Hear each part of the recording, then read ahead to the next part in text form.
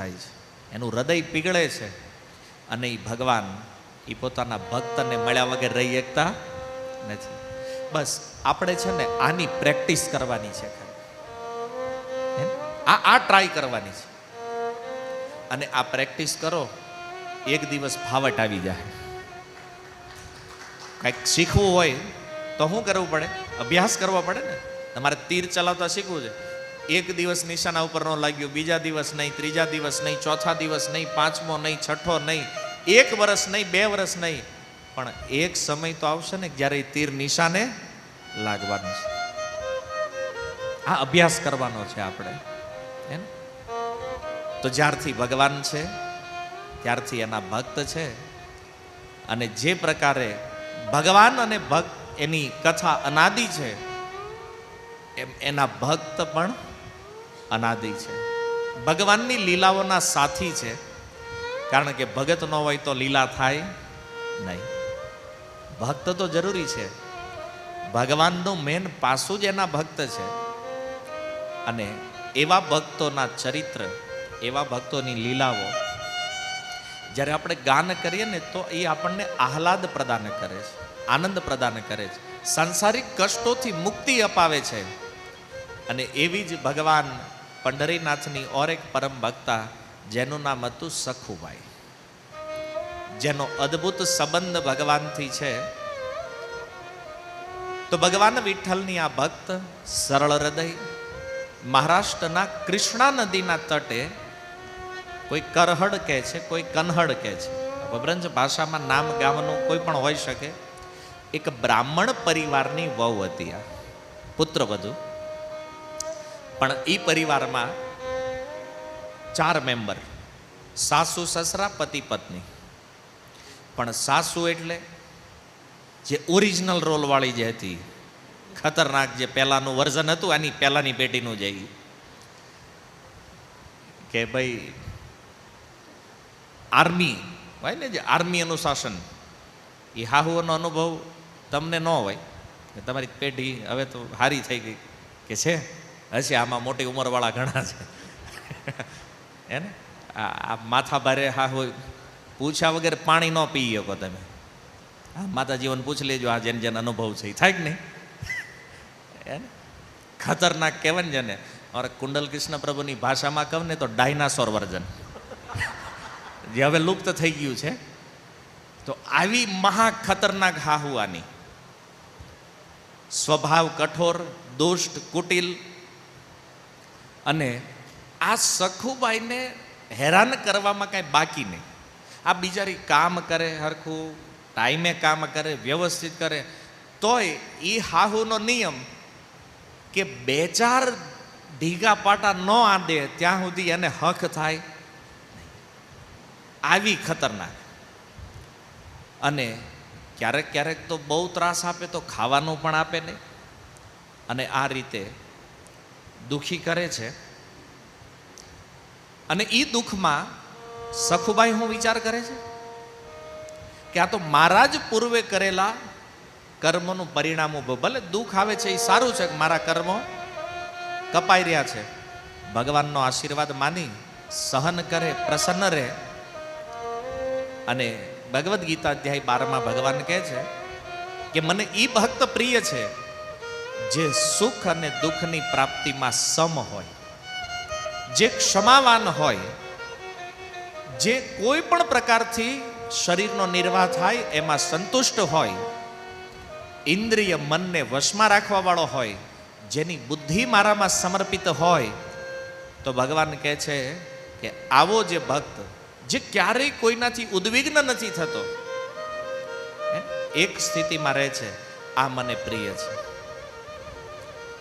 તો આવી ભક્ત સખુબાઈ મહારાષ્ટ્રના પંઢરપુરમાં, તમે જાણો છો સૌથી મેઇન ફેસ્ટિવલ જે છે એ અષાઢ શુક્લ એકાદશી મેળો લાગે, અને દૂર દૂરથી લોકો ભગવાન પંઢરીનાથના દર્શન માટે આવે છે, લાખોની સંખ્યામાં હોય છે.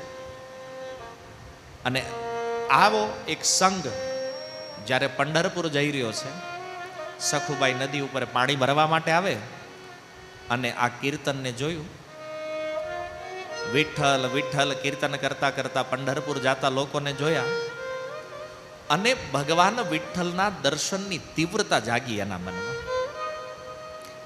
કે કાંઈ પણ થઈ જાય, આજ તો મારે વિઠ્ઠલના દર્શને જવું છે. પાડોશીને આપી દીધું જે વાસણ એની પાસે હતું અને એને કીધું હું પંઢરપુર જાઉં છું સંઘમાં. હારે પણ તમે જો પાડોશી એ બાઈ આવી તરત ઘરે આવીને એની સાસુને કીધું, બોલી તમારી વહુ જે છે ને ક્યાં જાય? પંઢરપુર જાય છે, સાધુઓના સંઘમાં નીકળી ગઈ છે એ કે.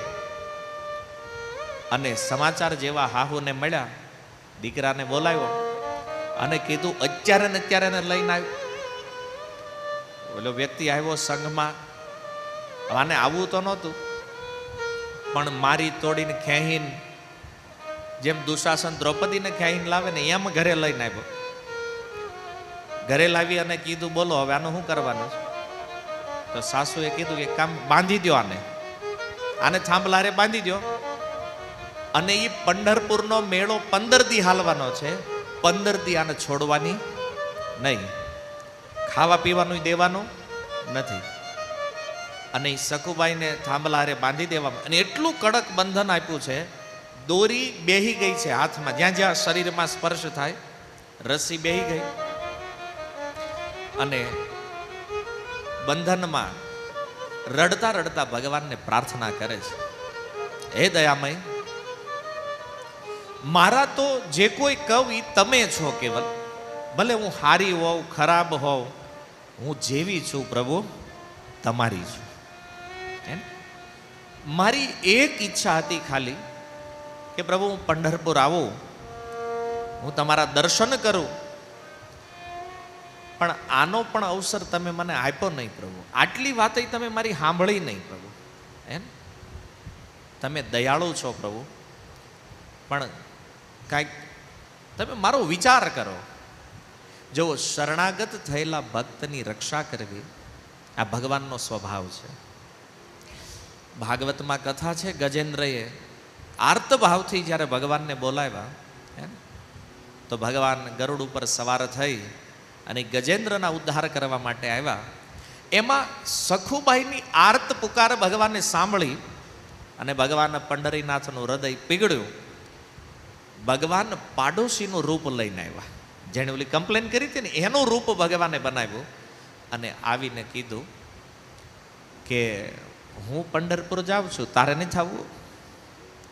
ત્યારે સખો ઉત્તર આપે કે જાવું તો મારે છે, ઈચ્છા તો મારી છે, પણ હું અહીં બંધાયેલી છું એને, અને હું તો એટલી પાપી છું કે મારા ભાગ્યમાં ભગવાન પંઢરીનાથનું દર્શન ક્યાં? પડોશી વેશધારી ભગવાને કીધું કે તું ઉદાસ નહીં થા, મારી પાસે એક યોજના છે, જો તને ગમે તો તારી જગ્યાએ હું બંધાઈ જાઉં અને તું પંઢરપુર વહી જા. તો એ પાડોશીના રૂપમાં ભગવાને સખુબાઈનું બંધન ખોલી નાખ્યું અને ભગવાન સ્વયં ન્યા બંદી બની ગયા. સખુબાઈને મોકલી દીધા પંઢરપુર. હવે પાડોશીના રૂપમાંથી ભગવાને રૂપ કોનું લીધું? સખુબાઈનું. અને ભગવાન બંધનમાં આવી ગયા. અને જેવી પંઢરપુરમાં એન્ટ્રી થઈ એને ગોસ્વામીજી કહે છે, ભક્તિવંત અતિ નીચવું પ્રાણી, મોહી પ્રાણ પ્રિય અસીમમ વાણી. કોઈ પણ વ્યક્તિ કોઈ પણ કુળનો હોય, કોઈ પણ ગોત્રનો હોય, કોઈ પણ જાતિનો હોય, ભગવાન કહે છે બસ ભગત હોવો જોઈએ, મને પ્રાણથી તે વિશેષ પ્રિય છે. અને પછી તો સખુના વેશમાં બંધાણા ભગવાન. સાસુ સસરા રોજ આવે, સાચું ખોટું સંભળાવે, અને ભગવાન જેમ સખુબાઈ બધું સહન કરી લે એમ ભગવાન પણ સહન કરે. નકર તમે વિચાર કરો, એ કૃષ્ણ ઉપર કોઈ આંગળી ઉઠાવે ને સુદર્શન તૈયાર જ હોય, ધડથી માથા જુદા કરી નાખે તરત. અને શિશુપાળનો કેસ જોઈ લ્યો, ખાલી બોલ્યો આદેશ ભગવાને નથી આપ્યો, સુદર્શનને ખબર પડી એવું જવાનું છે, ઉપાડી લીધો શિશુપાળને. એ અહીંયા સખુબાઈના સાસુ ને સસરાના આ કઠોર વચનો એ ભગવાન સાંભળે છે. કોની હાટું? પોતાના ભક્ત માટે. આ અપમાન ભગવાન સહન કરે છે. અને આ રીતે 15 દિવસ ખાધા પીધા વગર ભગવાન બંધાણેલા રહ્યા. શરીર પીળું પડી ગયો ભગવાન. અને એક દિવસ એના પતિના મનમાં વિચાર આવ્યો કે 15 દિવસ થયા, આણે કાંઈ ખાધું નથી, કાંઈ પીધું નથી, અને જો આ મરી જાય તો ગામમાં મારી બહુ બદનામી થાય, અને બદનામી થાય તો બીજા વિવાહી નહીં થાય મારા પાછા, જો આ મરી ગઈ તો. કારણ કે આટલો ત્રાસ કોઈ આપે ને, કીધું કે આને એની વહુને ત્રાસ આપીને મારી નાખી, દે કોણ છો?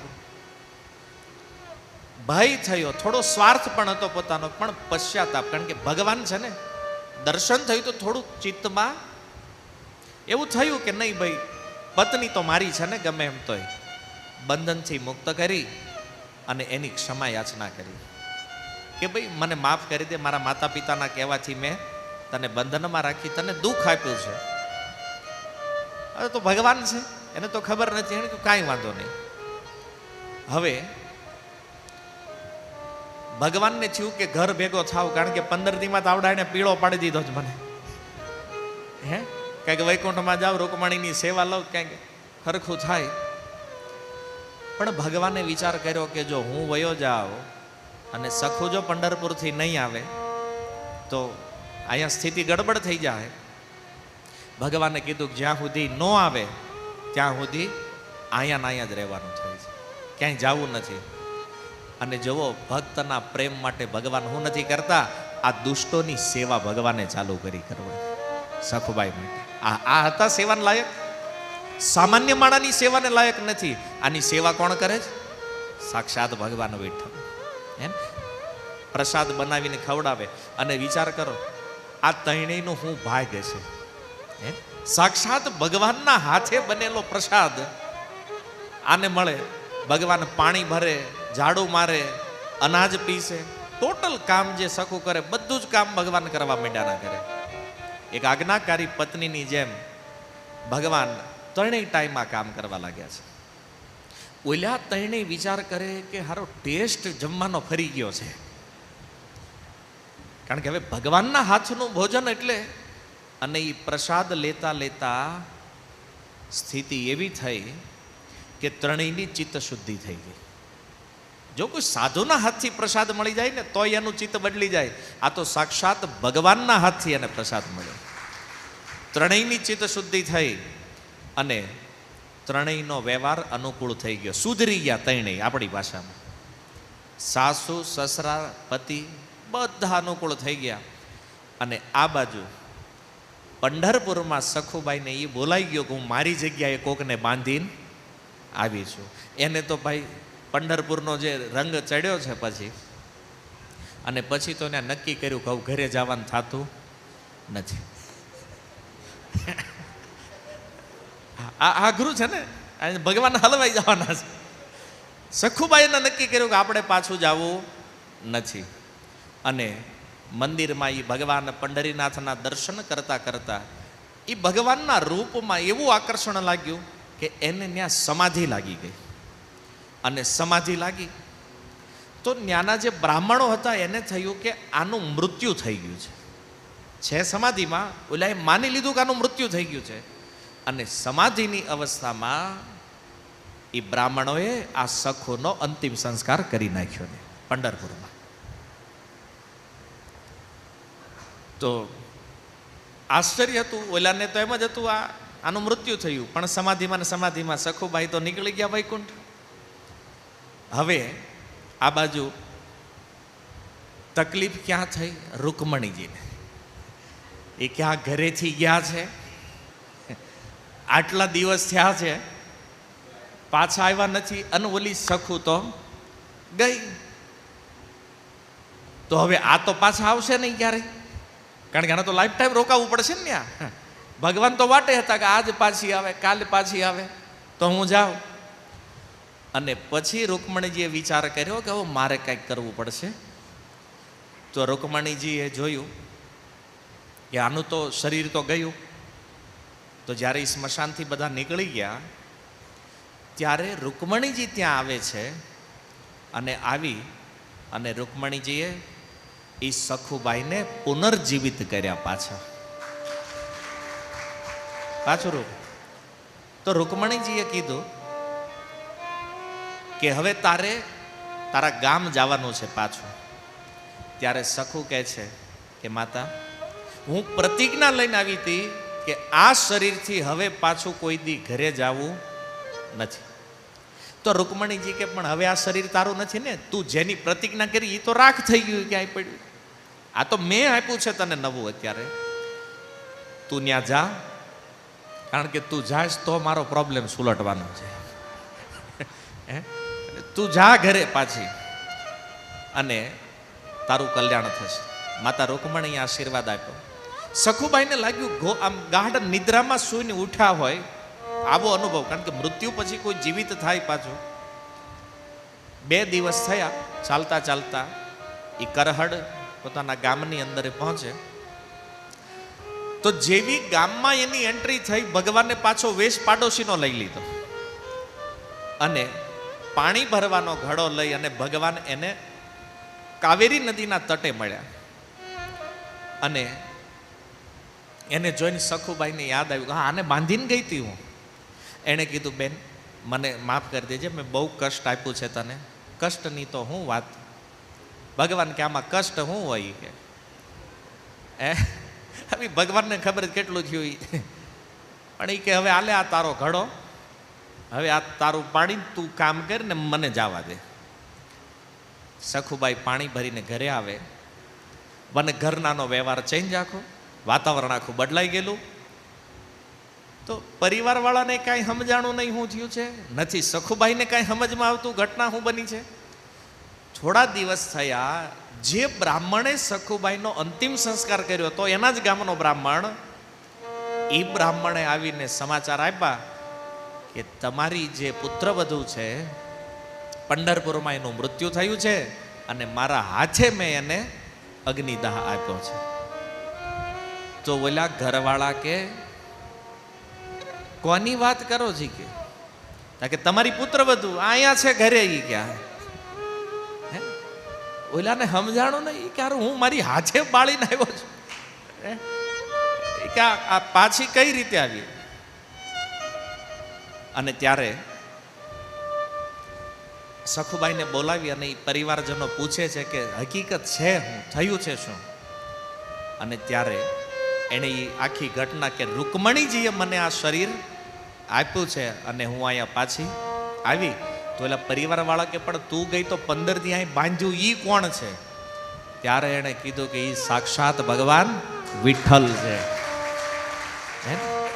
અને પછી તો એ આખું ઘર જે રોયું છે હે ને, એ સાસુ સસરાનો પતિ, અરે અમે આટલું દુઃખ સાક્ષાત ભગવાન વિઠ્ઠલને આપ્યું છે.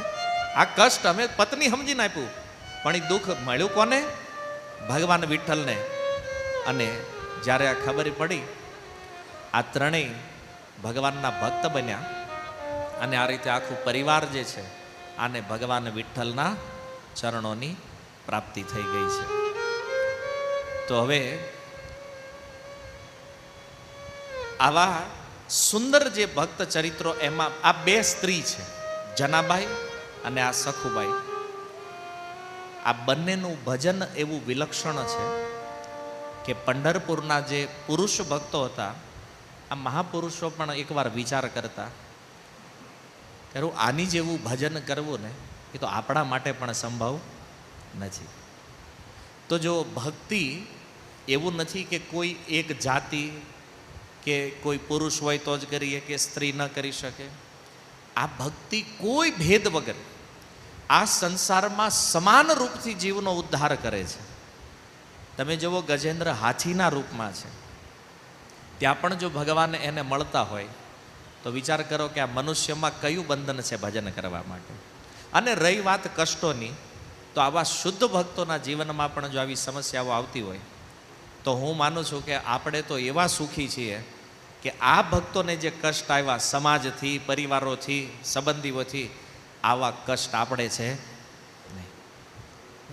તો એક જ વાતનું દુઃખી છે કે તોય આપણે ભજન કરતા. સખુબાઈને જે પ્રોબ્લેમ છે એ છે આજ કોઈ હાહુ આવો ત્રાસ આપે હાહુને જેલમાં નાખી દે.